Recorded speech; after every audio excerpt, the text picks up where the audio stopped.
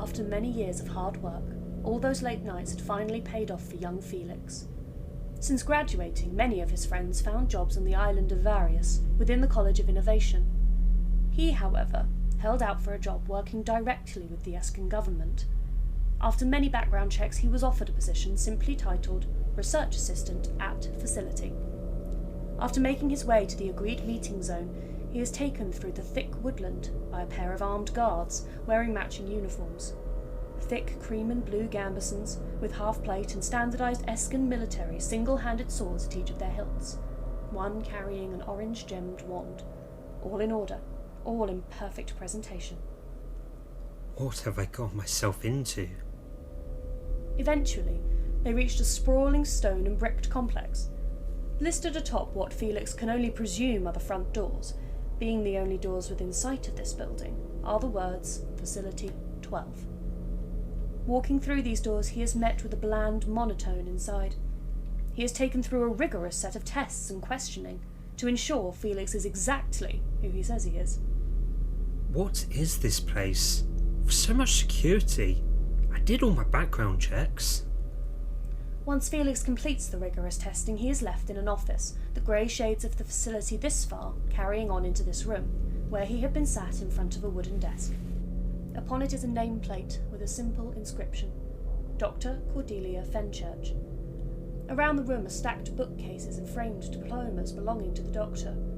The door creaks open, startling the nosy Felix, and in walks a short woman with long brown hair, a white frilly shirt and long skirt underneath a brown leather apron with her initials CF embroidered upon the front. She takes off the apron and hangs it up on a standing coat rack, presumably where it always lives. She walks around the desk and sits in her chair facing Felix. So, you are the new start? Felix, if memory serves? That's correct, Mum. Felix Trome. Well, Felix, do you know where you are and what you will be doing now?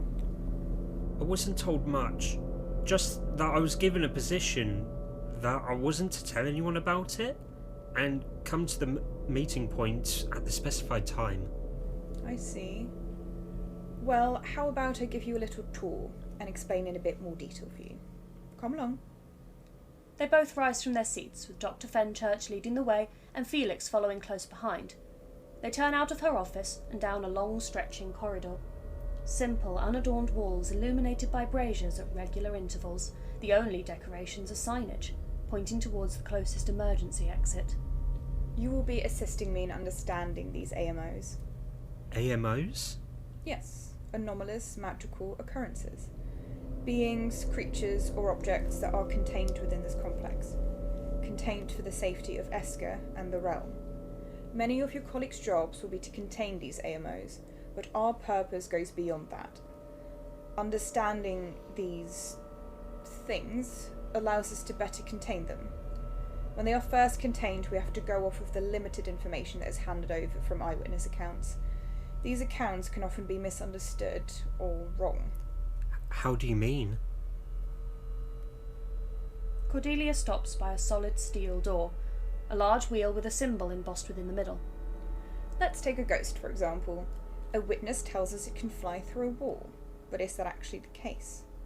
We set up a containment room with wards to stop them flying out, but in actual fact the ghost can phase out of our realm and back into it, bypassing the wards we just put up. Then we have a ghost losing the facility and we go into lockdown. Our job is to ascertain the exact nature and capabilities of these beings. By doing our job, we have improved and had to make changes to every single individual containment in this facility. Dr. Fenchurch takes a symbol matching that engraved into the door out of her pocket and places it within the wheel. The wheel then begins to turn with a loud clunking sound as the door unlocks. As they walk in, Felix is immediately struck by the imposing figure standing on the other side of the room. The room is split into two, separated by a wall and window. The pair walk into one side, and on the other is a tall figure with deathly grey skin, sunken eyes, and no expression at all. Panic clearly set in on Felix's expression, but if his superior noticed, she did not comment. What is that monster? It's horrific. It is at this point Felix noticed the young woman in the room with the grey man, with short hair and pale skin, adorning the same researcher robes and apron that Cordelia had been wearing earlier. If she doesn't answer correctly, it will kill her. It will what? Why? You can't let that happen. Cordelia looks to Felix with an annoyed and dismissive look. Did you not listen to what I just explained to you? The grey man asks the young researcher in the room with it its question. What always runs, but never walks, often murmurs, but never talks, has a bed, but never sleeps, an open mouth that never eats. Moments tick by, seconds feeling like hours for the onlookers. The young researcher in the room is clearly racking her brain for the answer, a pouted frown on her face, as if she knows the answer, she just needs to remember. But as she takes too long, the grey man, finally with an expression, a grin, reaches out towards her. Felix, panicked, looks from her to Cordelia, expecting her to do something, to stop this, to get her out, lock this thing away with magic, something. Just as the grey man is about to touch her. River! No! Don't give her the answer! The grey man's long neck audibly creaks round to look through the glass at Felix, a wide grin plastered on its face. The woman also looked at him, but with confusion and horror, not understanding what Felix had just done to her. No, I answered it. I gave the correct answer. But her pleas fell on deaf ears as the grey man lunged. Its fingers wrapped around her head and face and twisted sharply. Such strength and force that skin ripped at the same time as the neck popped away from the spine. The screams only filled the room for a few seconds before there is a dull thump and the researcher falls to the floor. If you give the answer to them, it will kill them, as if they cheated on a test. Cordelia shakes her head. Come on, we will get someone to get her out of here. It's a shame, she was a sweet girl, but better you realise the consequences of her actions sooner rather than later.